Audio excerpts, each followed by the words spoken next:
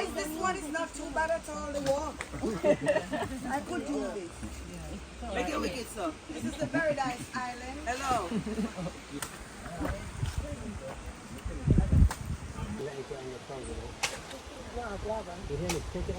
My grandfather actually had a coconut tree in front of his house in Miami. Growing up, they would cut it open. He had a huge machete, just like that one. I know you guys must be And we eat the inside of it. Get the coconut water. My mom would make a drink, take this inside part, blend it up. It's just making me think of him right now.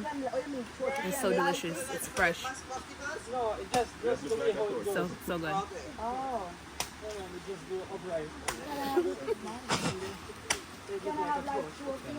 So good.